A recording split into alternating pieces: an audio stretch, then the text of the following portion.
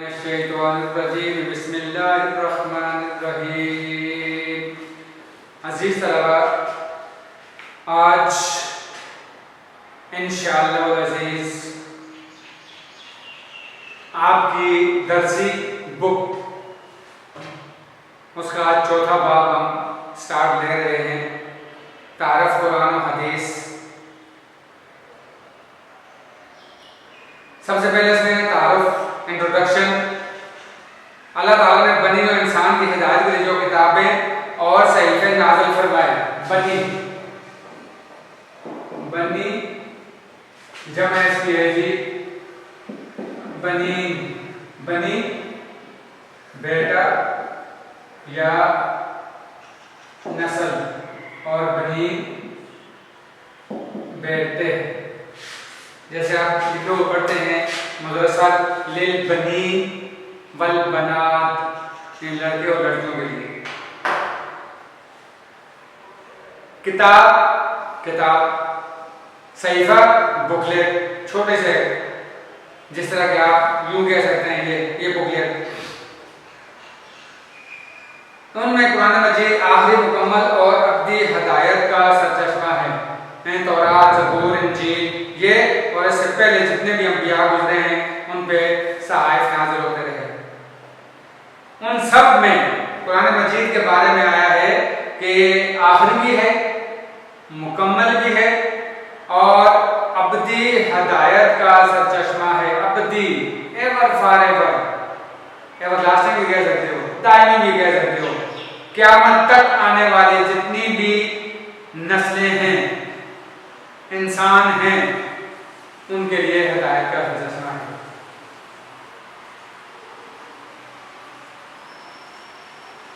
اب جس کے جی میں آئے وہی پائے روشنی، ہم نے دل جلا کے سر راہ رکھ دیا. قرآن کے بارے میں اب اس سے استفادہ کرنا، جس کو اللہ تعالیٰ ہدایت نصیب کرے. اس کے فضائل و برکات، اس کی فضیلتیں اور برکتیں اور علوم، علم کی جمع، اثرات، سر کی جمع، بے حد و بے حساب ہیں، کوئی بھی نہیں. قرآن خود کہتا ہے، ترجمہ آپ کے ساتھ شیئر کرتا ہوں، آیت مجھے یاد نہیں ہے، کہ اگر ہم اللہ تعالیٰ کی صفات، فضیلتیں، برکات قرآن کی ہے نا، لکھنا شروع کریں، کلو کان البحر المداد لکلمات اللہ، یہ والی آیت ہے، اس کو آپ دیکھ لیں کون سی صورت میں ہے اور کس بارے میں. تو یہ دریا اگر سیاہی بن جائیں، درخت قلم بن جائیں، تو یہ سارے ختم ہو جائیں، اللہ تعالیٰ کے صفات کاملہ ختم ہو. قرآن مجید کے اسماء، اسم کی جمع، نام کیا ہے؟ قرآن مجید کے اسماء کے بارے میں علماء کے کئی اقوال ہیں. کیا اقوال ہیں؟ جن میں سے کتاب القرآن کون کی ہے؟ کتاب القرآن، ایسی کتاب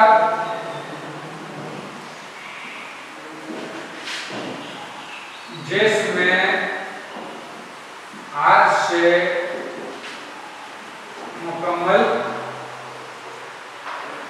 دلیل سے بیان کی گئی ہو. یہ ہے کتاب القرآن، قطعی دلیل کے ساتھ، جس کو رد نہ کیا جا سکے. کہہ رہے ہیں کہ اس کا بھی ایک بیان ہے. کیا بیان ہے جی؟ کہ قرآن کریم کے 55 نام ایسے ہیں جو خود آیات قرآنیہ سے ماخوذ ہیں، اخذ کیے گئے ہیں، لیے گئے ہیں. 55 نام جیسے نیچے کچھ کا ذکر کیا گیا ہے. ان میں سے چند اسماء مبارک ذیل فہرست میں مذکور ہیں، ذکر کیے گئے ہیں. کون سے جی؟ الکتاب، قرآن سے ہے. دنیا کی تمام کتابوں میں کتاب کہلانے کا مستحق قرآن، کتاب کہلانے کا مستحق.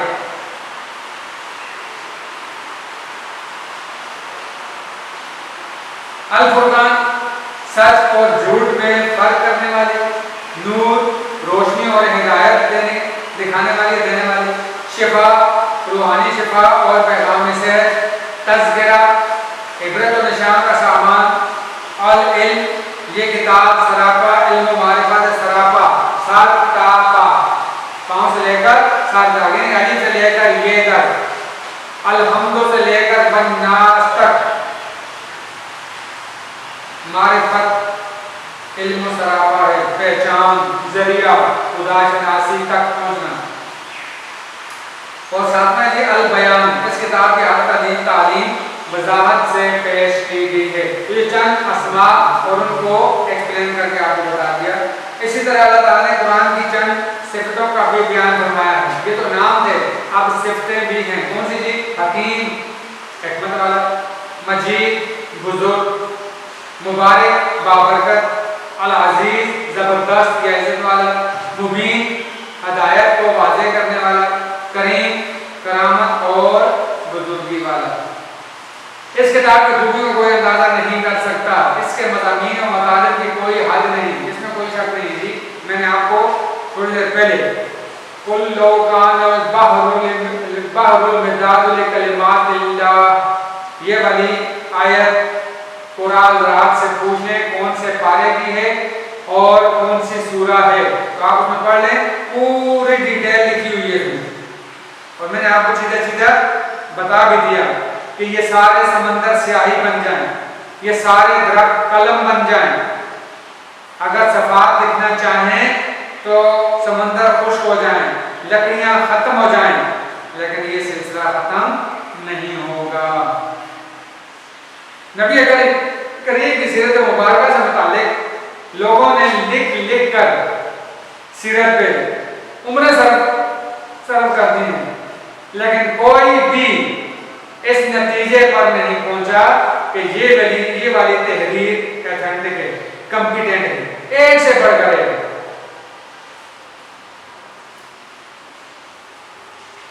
کوئی شخص بھی جس کے دل میں ہدایت کی سچی طلب ہو وہ اپنی فہم کے مطابق اس سے فائدہ اٹھا سکتا ہے۔ بالکل یہ ہمارے لیے اتری ہے نہیں۔ یا ایھا الناس، مومنین کا ذکر کم آیا ہے، یا ایھا الذین آمنوا کم لوگوں کے لیے، لیکن زیادہ تر اللہ تعالیٰ نے جو پکارا ہے وہ پکارا ہے جی یا ایھا الناس۔ یہ اور کیا کہا؟ اے لوگوں۔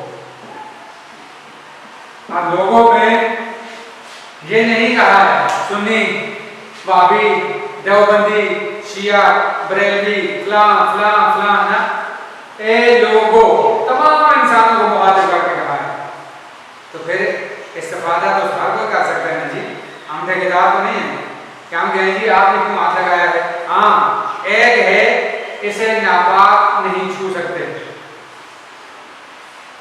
اب دیکھو انگریز بھی واللہ کہ وہ وضو اگر اس کو پڑھتے ہیں نہیں پڑھتے، لیکن اس قرآن سے انہوں نے استفادہ کیا ہے، وہ اس چیز کو ایڈمٹ کرتے ہیں، قبول کرتے ہیں، مانتے ہیں کہ ہماری ترقی کا راز قرآن پاک ہے۔ جبھی تو کہا نا چاچا اقبال نے کہ وہ زمانے میں معزز تھے مسلمان ہو کر، صاحب قرآن ہی ہے، صاحب قرآن ہم آگے لگا دیتے ہیں کہ وہ زمانے میں معزز تھے صاحب قرآن ہو کر، اور تم خوار ہوئے تارک قرآن ہو کر۔ ایک رمضان آتا ہے، ہر گھر سے مکھیوں کی بنبناہٹ کی سی آوازیں آنا شروع ہو جاتی ہیں۔ کیوں؟ ہم صرف رمضانی مسلمان ہیں۔ 12 مہینے اس کی تلاوت بھی کرو اور اسے سمجھ کے پڑھو۔ بار بار آپ سے یہی کہتا ہوں، سمجھ کے پڑھو، ریڈنگ کی کتاب نہیں ہے، بعمل کتاب ہے۔ تو انہوں نے فائدے اٹھائے، استفادہ حاصل کیا، کہاں سے کہاں پہنچے۔ تو قرآن خود کہتا ہے کہ انسان یہ ساری چیزیں ہم نے آپ کے لیے مسخر کر دی ہیں، آپ کے کنٹرول میں دے دی ہیں، تو اٹھو نا، ایکسپلور کرو ان کو، ریسرچ کرو، ڈھونڈو۔ ہاتھ پہ ہاتھ دھرے بیٹھے ہو، منتظر فردا ہو، آنے والی کل کے انتظار میں کہ کل ہو سکتا ہے اچھی ہو۔ آج اگر اچھی نہیں تو کل کہاں سے اچھی ہوگی؟ اس کے لیے ہاتھ پاؤں مارنا پڑتے ہیں، محنت کرنا پڑتی ہے۔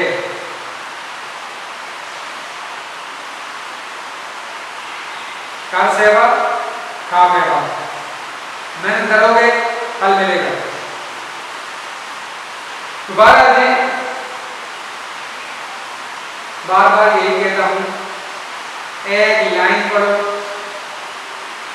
ایک رکوع پڑھو، ایک منزل پڑھو، ایک سبق پڑھو، ایک سبقی پڑھو، جتنا بھی آپ سے ہو سکتا ہے پڑھو، لیکن سمجھ کے پڑھو۔ اب آگے فضائل قرآن مجید، یہ تو تھا تعریف قرآن، حدیث کا آگے اس کے بعد جب سے تعریف قرآن آ گیا۔ اب آگے یہ فضائل قرآن، قرآن مجید کے فضائل بہت سی آیات اور احادیث میں مذکور ہیں، بہت سی آیات میں بھی ہیں اور احادیث میں بھی ہیں۔ ارشاد باری تعالیٰ ہے، یا ایھا الناس، دیکھو آ گیا، یا ایھا الناس قد جاءتکم موعظۃ من ربکم وشفاء لما فی الصدور وہدی ورحمۃ للمؤمنین، سورہ یونس آیت نمبر 57۔ اے لوگوں، تمہارے پاس اپنے پروردگار کی طرف سے ایک پیغام نصیحت آ چکا ہے۔ کون سا جی؟ قرآن پاک کی شکل میں آیا نا پیغام نصیحت، تذکرہ، عبرت و نصیحت کا سامان۔ کس کا تذکرہ ہے؟ ہر کسی کے جو پہلے ہوئے ہوئی ہیں، فرعون، حامان، کامان، موسیٰ، ابراہیم، عیسیٰ اور بہت سے انبیاء اور بہت سی قومیں جو تباہ و برباد ہو گئی اور جنہیں عبرت کا نشان بنا دیا ہمارے لیے حامان، قارون، شداد، فرعون، نمرود، یہ وہ تھے جنہوں نے تمام حدیں پار کر دی تھی۔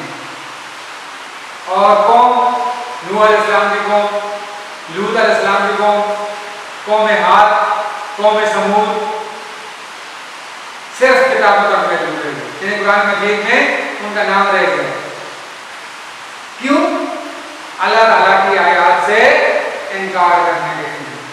تو یہ تو ہم پہ اللہ تعالیٰ کے بڑے احسانات ہیں، اس کے محبوب کے احسانات ہیں کہ انہوں نے کہا تھا، اے اللہ میری قوم کی شکلیں مسخ مت کرنا اور دنیاوی عذاب ان پر مسلط مت کرنا، ورنہ ہم پر پتھروں کی کیا پتہ نہیں کیا کیا ہمارے ساتھ ہوگا، ہم جس قابل بھی نہیں ہیں۔ آنکھ کھلتی ہے اس کی معصیت میں لگے رہتے ہیں، آنکھ بند ہوتی ہے اس وقت تک اس کی معصیت میں لگے رہتے ہیں، لیکن پھر بھی وہ ہمیں جگاتا بھی ہے، سلاتا بھی ہے، کھلاتا بھی ہے، پلاتا بھی ہے اور چلاتا بھی ہے۔ کتنی کرم اور مہربانی ہوتی ہے۔ بہرحال قرآن مجید کی تلاوت باعث برکت اور موجب اجر و ثواب ہے۔ اس نے بتا تو دیا کہ قرآن مجید کی تلاوت یعنی پڑھنا، ریڈنگ کرنا باعث برکت بھی ہے، برکت آتی ہے اس سے، موجب، سبیل، سبب، ذریعہ، موافق، اجر و ثواب تلاوت۔ نبی کریم صلی اللہ علیہ وسلم نے فرمایا، جو شخص قرآن کریم کا ایک آیت پڑھے اس کے لیے 7 کے عوض ایک نیکی ہے اور ایک نیکی کا اجر 10 نیکیوں کے برابر ہے، جس طرح یہ والا کہا۔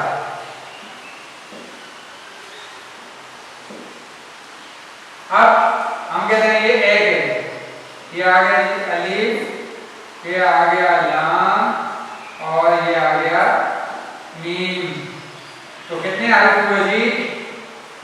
3 حروف، اور ایک حرف کے بدلے میں کتنی؟ 10۔ تو الف لام میم ہم نے پڑھا 30 نیکیاں، بالکل بجا۔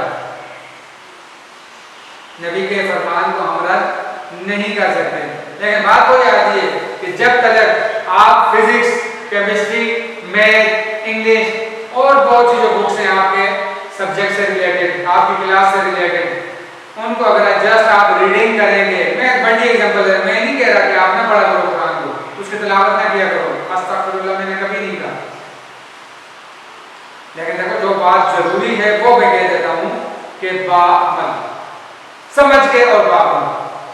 تو میں نے آپ کو بڑی ایگزامپل دی نا، آپ ان کی ریڈنگ کر رہے ہیں، فزکس کی بھی ریڈنگ کرتے رہیں، بایو کی بھی ریڈنگ کرتے رہیں، کیمسٹری کی بھی ریڈنگ کرتے رہیں، میتھ کی بھی ریڈنگ کرتے رہیں، اور ٹیچر کی ہدایت کے مطابق عمل نہ کریں، نوٹس کو ٹچ نہ کریں جو اس نے دیے ہیں، یا جو جو چیزیں ایکسپلین کے قابل تھیں اس نے بتائی ہیں اور ان کو آپ نہ پڑھیں، دہرائیں نہ، تو جسٹ ریڈنگ سے کام چل جائے گا؟ سارے کہیں گے نا۔ تو پھر یہ ایک وہ کتاب جس سے دنیا کا ہر دروازہ کھل سکتا ہے کامیابی کا۔ تو ایسے ہی انگریزوں نے جو ترقی کی ہے ویسے وہ عمل کرتے ہیں، ہم جسٹ حروف گنتے ہیں، اتنے پڑھ لیے اتنے کیوں، دونوں میں فرق ہے، غور کرنا ہے۔ پھر کیا کہا جی؟ میں یہ نہیں کہتا کہ الف لام ایک حرف ہے، بلکہ الف ایک، لام ایک اور میم ایک، وہ ایک لفظ میں 3 حروف جس کے بدلے میں 30 نیکیاں ہیں۔ بالکل ٹھیک کہا۔ حضرت معاذ جہانی رضی اللہ عنہ سے روایت ہے، نبی کریم صلی اللہ علیہ وسلم نے فرمایا جس شخص نے قرآن پڑھا اور اس پر عمل کیا، اصل بات آ گئی نا، جس شخص نے قرآن پڑھا اور اس پر عمل کیا، راوی کون ہے؟ حضرت معاذ جہانی، اور فرماتے کون ہیں؟ آقا۔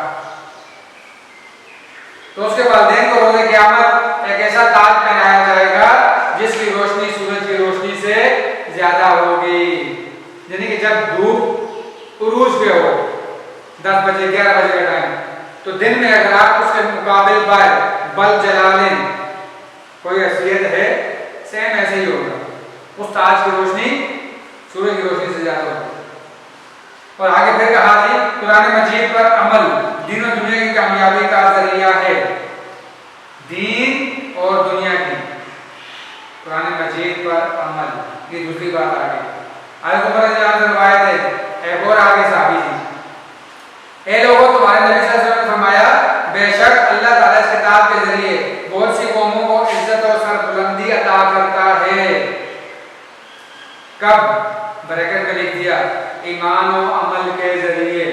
سب سے پہلے ایمان لاؤ گے پھر اس پر عمل کرو گے جو کچھ آپ نے پڑھا، اور بہت سو کو ذلیل اور رسوا کر دیتا ہے۔ کیوں؟ لکھ دیا، اس سے روح گردانی کرنے، روح گردانی کا مطلب ہے جو کچھ یہ کہتا ہے اس کے منافی چلنا۔ آگے آپ سمجھدار ہو۔ تو یہ تھے جی اس کی فضیلتیں، اس کی خوبیاں، اس کے کمالات۔ بہرحال جو ایک آدمی کے بس میں ہے اس نے لکھ کے یہ بتایا۔ بہرحال وہ جو میں نے آپ کے ساتھ آیت شیئر کی آپ اس کو دیکھ سکتے ہو اور اس کی تشریح بھی آپ دیکھ سکتے ہو قرآن میں کہ یہ کیا کہہ رہا ہے۔ آگے جی وحی کا چیپٹر پیچھے گزر چکا ہے، یہ سیدھا سلسلہ جو ہے وہ آپ کے ساتھ پھر کیے دیتے ہیں کہ لیلۃ القدر میں ایک چیز نازل ہوئی، رمضان کا مہینہ تھا اس میں نازل ہوا۔ نبی کریم غار حرا میں اللہ تعالیٰ کی یاد کرنے کے لیے یا ذکر کرنے کے لیے، یا یوں کہیں اس کی عبادت یہی ہے نا، ذکر اذکار کرنا، اس کے ساتھ دعا لگا کے بیٹھ جانا، اور کیا ہے نماز تو بعد میں جا کر فرض ہوئی۔ تو وہ غار حرا میں جایا کرتے تھے، کئی دن اپنے ساتھ جو کے ستو اور مشکیزہ پانی کا لے جاتے اور اس پہ گزارا کرتے، جب وہ ختم ہوتے پھر واپس آ جاتے۔ تو ایک روز حضرت جبریل امین ظاہر ہوئے اور انہوں نے کہا اقرا پڑھیے۔ آپ نے کہا ما انا بقاری، میں پڑھا لکھا نہیں ہوں۔ پھر آپ نے وہی جملہ دہرایا، پھر آپ نے وہی جواب دیا۔ تیسری مرتبہ انہوں نے آپ کو سینے سے لگایا، بھینچا، زور سے دبایا اور کہا اقرا بسم ربک الذی خلق خلق الانسان من علق اقرا وربک الاکرم الذی علم بالقلم علم الانسان ما لم یعلم۔ یہ 5 آیات پڑھ کے سنائیں۔ آپ گھر آئے سردیوں کے دن، لیکن آپ کو پسینہ آیا ہوگا، آپ نے کہا جی مجھے کملی اڑا دو۔ حضرت خدیجہ رضی اللہ عنہ کو پورا واقعہ سنایا تو آپ رضی اللہ عنہ نے کہا کہ اللہ تعالیٰ آپ کو تنہا نہیں چھوڑے گا، آپ یتیموں، بیواؤں، مسکینوں، بے سہاروں کی مدد کرتے ہیں۔ وہ آپ کو لے کر اپنے کزن کے پاس، چچا زاد کے پاس، کیا نام ہے جی؟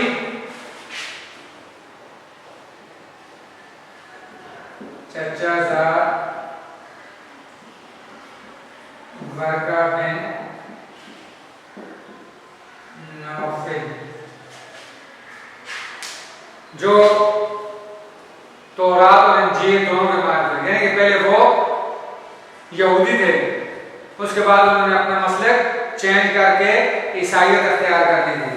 بہرحال دونوں بکس کے وہ بڑے نامی گرامی عالم مانے جاتے تھے، ان کے پاس لے کے گئے، جب پورا واقعہ سنایا تو انہوں نے کہا جی یہ تو وہی ہے جسے ہم اپنی زبان میں ناموس اکبر کہتے ہیں، بڑا عزت والا آدمی کہتے ہیں، یعنی کہ جو پہلے انبیاء پر بھی وہی لے کر آیا کرتا تھا، آپ کو اللہ تعالیٰ نے نبی بنا دیا ہے، اپنا چاہیدہ بنا دیا ہے۔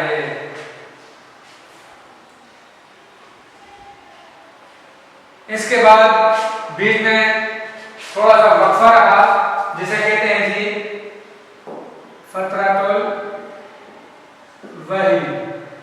فترہ کے معنی ہے جی رکنا، بریک۔ یہ کتنا جی 3 سال، یہ 3 سال کا عرصہ ہے فترۃ الوحی۔ 3 سال تک پہلے آپ مخموم رہتے تھے، اداس رہتے کہ شاید اللہ تعالیٰ کی یاد مجھ سے ناراض ہو گئی، اور پھر دوبارہ سلسلہ شروع ہوا اس سے سورہ مدثر سے، سورہ مدثر سے۔ اس طرح نزول وحی کا کل زمانہ تقریباً 23 سال کے لگ بھگ ہے۔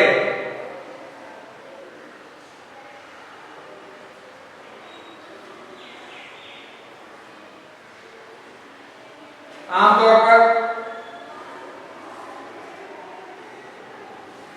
طور پر 2-3 آیات یا پوری ایک سورت بھی نازل ہوتی رہی، اور جس طرح کوئی سورت یا آیت نازل ہوتی تو آپ کاتبین وحی سے کہتے کہ یہ فلاں سورت فلاں آیت کے ساتھ اس کو جوڑ کے لکھ لو، یہ اس کا حصہ ہے۔ یہ تھا جی وحی کا سلسلہ۔ آگے جی مکی اور مدنی صورتیں۔ مکی صورتیں وہ صورتیں ہیں جو آپ کے مکہ کی حدود سے باہر ہیں یا مکہ کی حدود کے اندر ہیں، اس وقت تک جو یعنی کہ ہجرت کر کے آپ گئے نہیں، بھلے آپ مکہ کی حدود سے باہر آپ چلے گئے ہوں گھومنے پھرنے کے لیے یا کسی اور کام کے لیے، تو اس دوران جو سورت نازل ہوئی وہ مکی ہے۔ اور جو مدنی صورتیں ہیں ہجرت کے بعد تا رحلت تک، یعنی کہ دنیا سے پردہ فرما جانے تک جو صورتیں نازل ہوئی انہیں مدنی صورتیں کہتے ہیں۔ تو یہ 87 اور 27 ہیں۔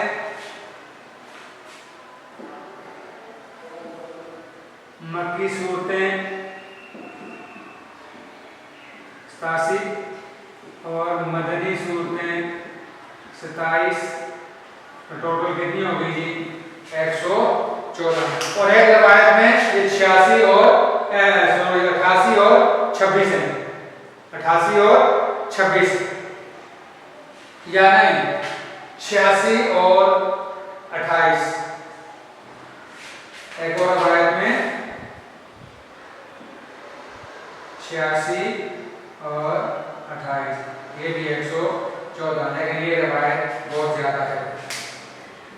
جمہور لوگ پبلک عوام بندے، جمہور اور مفسرین تفسیر کرنے والے لکھنے والے۔ مکی صورتوں سے مراد وہ صورتیں ہیں جو ہجرت نبوی سے پہلے مکی دور میں نازل ہوئی، خواہ وہ حدود مکہ سے باہر ہی کیوں نہ نازل ہوئی ہوں، ٹھیک ہے جی۔ اور جبکہ مدنی صورتوں سے مراد وہ صورتیں ہیں جو ہجرت کے بعد کے زمانے سے لے کر تا نبی کریم کے وفات تک جو صورتیں نازل ہوئی وہ مدنی صورتیں ہیں۔ تو مکی صورتوں کی تعداد 87 اور مدنی صورتوں کی تعداد 27، اور ٹوٹل ان کی مجموعی تعداد ہو گئی 114۔ تو اس میں ایک سوال آتا ہے جی مکی اور مدنی صورتوں سے مراد، اس میں بچے جو ہیں وہ مسٹیک کر جاتے ہیں، یہ جو اوپر 2 لائنیں لکھی ہیں یہ مراد سے، یعنی کہ جمہور مفسرین کے نزدیک مکی صورتوں سے مراد صورتیں ہیں وہ صورتیں سے پہلے مکی دور میں نازل ہوئی، خواہ وہ حدود مکہ سے باہر ہی نازل کیوں نہ ہوئی ہوں۔ یہ مکی صورتیں ہیں، مکی اور مدنی صورتوں سے، ٹھیک ہے، یہ اس کا سوال ہے۔ مکی اور مدنی صورتوں کا فرق، یہ الگ سوال ہے، یہ لینتھی سوال ہے، یہ تقریباً 1.5 پیج کا ہے جو میرے ہاتھ کا لکھا ہوا 1.5 پیج، تو ماشاءاللہ اگر آپ دیکھیں گے تو وہ 2 یا 2.5 پیجز بن جائیں گے۔ مکی اور مدنی صورتوں میں طرز بیان کرنے کا طریقہ کار، معانی اور مضامین وغیرہ کے لحاظ سے کافی فرق ہے۔ مثلا مکہ مکرمہ میں جو آیات اور صورتیں نازل ہوئی ان میں زیادہ تر اصول، یعنی ایک قاعدہ تھا، ایک طریقہ کار تھا اور کلیات دین کا بیان ہے۔ کلیات ایک ہی شخص کی تصنیف کا مجموعہ، یہ کلیات کہلاتا ہے، ظاہر سی بات ہے، جس میں دین کی مجموعی باتیں تھیں، یہ کلیات دین۔ توحید، رسالت اور آخرت جیسے بنیادی عقائد پر زور دیا گیا۔ توحید باری تعالیٰ کے اثبات ثابت کرنا، اقرار کرنا، ہاں کرنا، اور شرک کے ابطال، باطل قرار دینا، جھوٹا ثابت کرنا کے لیے غور و فکر اور کائنات اور خود وجود انسانی میں تدبر کی طرف توجہ دلائی گئی۔ بت پرستی اور شرک کی مذمت ایسے سادہ اور مؤثر انداز میں کی گئی کہ معمولی سمجھ بوجھ رکھنے والا بھی شرک سے متنفر ہو کر توحید کا پرستار بن جائے۔ یعنی کہ یہ ان صورتوں کا پورا امتیاز بتایا جا رہا ہے، خوبیاں، کمالات بتائی جا رہی ہیں کہ ان صورتوں کا یہ کمال ہے۔ ایک گیا گزرا آدمی کی ہے، اگر انہیں پڑھتا ہے تو وہ شرک سے متنفر ہو جاتا ہے، توبہ کر لیتا ہے، کنارہ کر لیتا ہے، چھوڑ دیتا ہے اور توحید کا پرستار بن جاتا ہے۔ یہ کس کا تورا امتیاز ہے، کمال ہے؟ مکی صورتوں کا۔ سابقہ اقوام کے وہ قصے، اب غور سے سننا جی، بار بار مختلف اسالیب میں بیان کیے گئے ہیں، کہتے ہیں مختلف طریقوں سے بیان کیے گئے ہیں، جن سے اہل عرب اچھی طرح واقف تھے اور ان اقوام کی زندگی میں عبرت و نصیحت کے واضح نشانات موجود تھے۔ یعنی کہ جیسے عاد، ثمود، قوم لوط، قوم موسیٰ علیہ السلام کی قوم، شعیب علیہ السلام کی قوم، ابراہیم علیہ السلام، ان سب کے تو جو انہوں نے اپنی اقوام کے سامنے جو چیزیں رکھی توحید کے بارے میں یا شرک سے منع کرنے کے بارے میں، وہ سارے کے سارے ان کے سامنے تھے روز روشن کی طرح، اور ان اقوام کی زندگی میں عبرت و نصیحت کے واضح نشانات موجود تھے۔ آخرت اور موت کے بعد زندگی کو ذہن نشین کرانے کے لیے نہایت مؤثر انداز میں خطاب کیا گیا۔ مکی صورتوں کے جملے چھوٹے چھوٹے ہیں، نہایت دل نشین ہیں اور سنتے ہی دل میں گھر کر جاتے ہیں، اثر انداز کرنے والے ہیں، اور مدنی صورتوں کے مخاطب اہل ایمان اور مسلمان تھے۔ یعنی مکی صورتوں میں یہ خاصہ ہے، یہ مکی صورتوں کا خاصہ ہے۔ مکی صورتوں کا خاصہ یہ یا ایھا الناس، اور مدنی صورتوں کا خاصہ کیا ہے جی؟ مدنی صورتوں کا خاصہ ہے، مدنی صورتوں کا خاصہ یا ایھا الذین آمنوا، یہ لیکن یہ کم ہی ہے۔ آپ دیکھ لو نا مکی صورتیں کتنی ہیں؟ 87، اور مدنی صورتیں کتنی ہیں؟ 27۔ یعنی کہ 27 کا اگر ذکر ہوا ہے یا 27 کو ڈبل کر دیں 44 ہو جائے گا، 54 ہو جائے گا سوری، اور اگر 87 کو ڈبل کریں تو کتنا ہو گیا؟ 174۔ تو یہ کتنا ڈفرنس آتا ہے، آپ اس کو خود ہی کہتے ہیں ڈفرینشیٹ اس کو کر سکتے ہیں۔ تو یہ تھا جی مکی اور مدنی صورتوں کا ڈیفرنس جو میں نے آپ کو بتا دیا۔ باقی جو انشاءاللہ اگلے لیکچر میں اس کے ساتھ جو ریلیٹڈ ہے وہ بتایا جائے گا۔